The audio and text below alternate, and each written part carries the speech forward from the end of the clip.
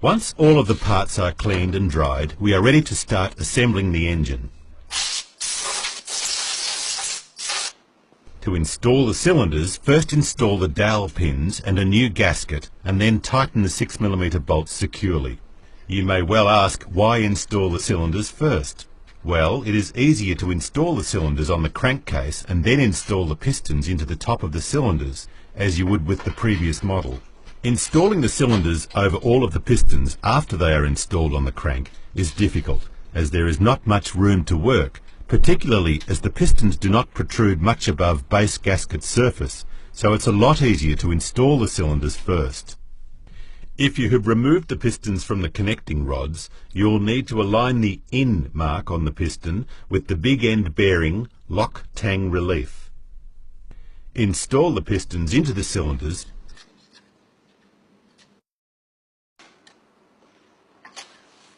ensuring the dot is facing the inlet side and you have the correct piston in the correct cylinder. Place the new O-rings on the piston oil jet tubes and install them.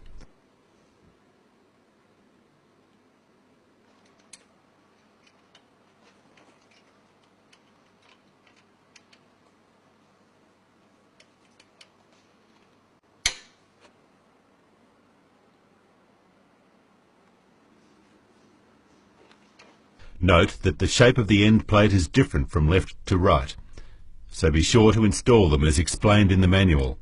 Install the main shaft.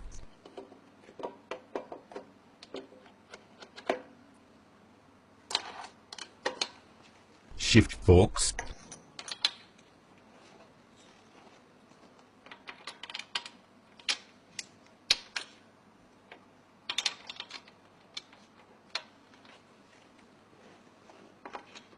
And then the counter shaft. Be sure to align the bearing dowels and clips. To install the crankshaft, apply moly oil solution to the big end and main journals. Install the crankshaft and fit the conrod big end caps to their respective rods. Fit new conrod cap bolts.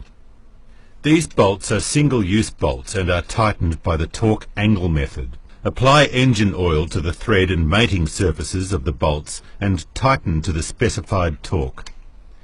Fit the angle gauge and further tighten to the angle specified in the service manual. Install all of the oil orifices, ensuring they are installed as shown in the manual. On the mating surfaces of the crankcase, apply sealant 1207B. Align the balancer gear with the crank gear as you fit the lower crankcase. Install new main bearing bolts. These are also a single-use bolt and come coated with a special oil from the factory. They should be removed from the packet and fitted directly to the engine. Do not clean the coating off the bolts as this will affect the final axial tension. Loosely install all of the crankcase bolts and washers. Tighten all of the main bearing bolts, working from the centre out as described in the service manual. Tighten the bolts in 2 to 3 stages to the specified torque in the service manual. Fit the angle gauge and further tighten the bolts to the angle and order specified in the service manual. Then tighten the 10, 8 and 7mm bolts to their specified torques. Install the oil pump, pipe and pickup. Apply sealant 1207B to the sump and install it. Turn the engine over and install the 3 7mm bolts and tighten to the specified torque. Install the alternator rotor. Apply oil to the thread and seating surfaces of the bolt and tighten to the specified torque. Apply sealant 1207B to the alternator cover and crankcase. When installing the cover, be very careful not to catch your fingers between the cover and the crankcase. Remember the strong magnets. Install and tighten the 6mm bolts to their specified torque. Install the cam chain, guides and starter clutch.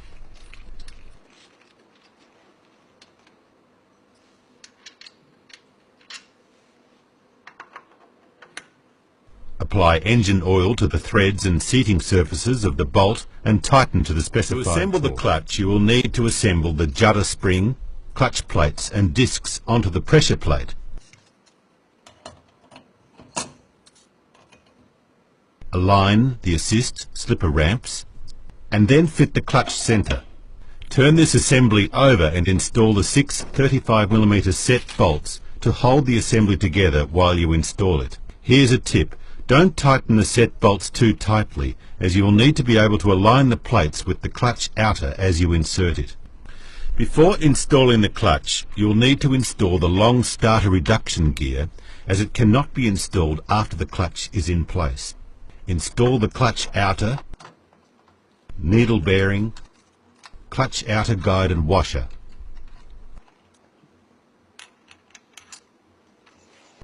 Install the assist slipper plate assembly and remove the set bolts.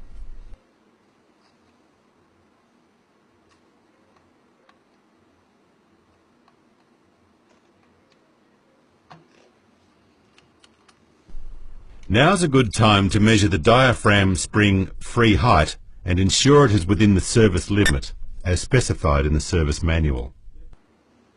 Install the diaphragm springs. Ensure that the spring seat washers are installed in the correct direction. These washers are dished and need to be installed to match the dish of the seating surface on the pressure plate. You can now install the spring retainer and nut.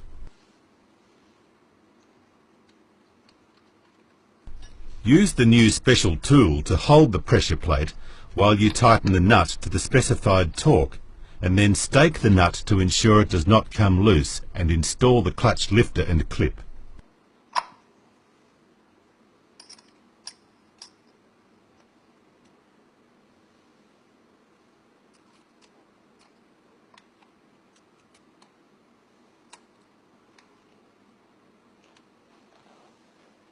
Install the outer starter reduction gear, the spring washer and then the plain washer last. Here's a tip: if you put load on these gears, it will make it difficult to install the cover. If you are finding it hard to get the cover on, pull the starter reduction gears back off and reset them. Apply sealant 1207B to the clutch cover and install the cover while engaging the clutch lifter by rotating the lever in a clockwise direction. Fit a new steel washer and install the wire stays as explained in the service manual.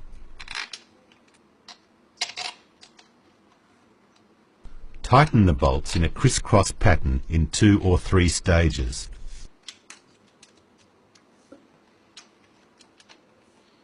Install the cylinder head.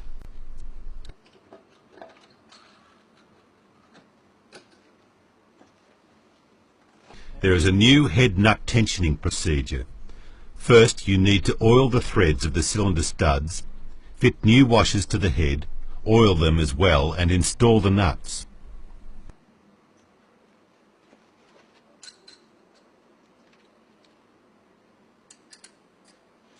The cylinder head nuts are tensioned by the torque angle method. First, tighten all nuts to the specified torque in a crisscross pattern as explained in the service manual, then further tighten the nuts using an angle gauge to the specified angle. Now loosen the nuts and remove them. Use a small 6mm socket and torque wrench to check the stud tension as described in the service manual. Reinstall each nut on the same stud that it was on originally, because the mating surface of the washer and nut will be broken in together. As earlier, tighten to the specified torque in a crisscross pattern as explained in the service manual, then further tighten the nuts using an angle gauge to the specified angle. After final tightening of the head nuts, tighten the 2 6mm bolts to their specified torque. The new CBR1000 uses titanium inlet valves. You should be aware that old pre-1996 shims are not compatible with titanium valves. You should only use the shims with the part number ending in 013, not 000, when servicing engines with titanium valves. The difference is only a material change. There is no way to identify them. So if in doubt, the camshafts, start by applying moly oil solution to the camshaft journals of the cylinder head. Ensure the crankshaft is still on the T mark and install the inlet and exhaust camshafts. Install the camshaft holders, checking that the dowels and O-rings are correctly fitted. Note that there are identification marks on top for left and right. Oil the threads and seating surface of the holder bolts and install them. Remember that the inner 8 bolts should have new copper washers fitted. Tighten the bolts to the specified torque in a criss-cross pattern as shown on the cam holders. This should be done in several steps to avoid the possibility of breaking the holder. Install the cam chain guide. Install the exhaust cam sprocket. Make sure the timing marks are aligned with the cylinder head top surface. Remember that the inlet cam sprocket has a punch mark on the inside as mentioned earlier. Apply thread locking agent to the exhaust cam sprocket bolts and install them. Rotate the engine 360 degrees and install the other sprocket bolt.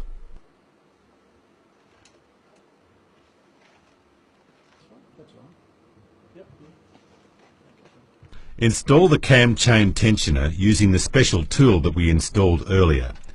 Tighten the two 6mm bolts to the specified torque.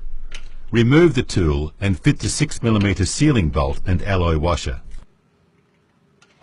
Apply sealant to the cylinder head semicircular cutouts as shown in the service manual. Fit the head cover, install the bolts and tighten to the specified torque. This video is intended for training purposes only. Thanks for watching and goodbye.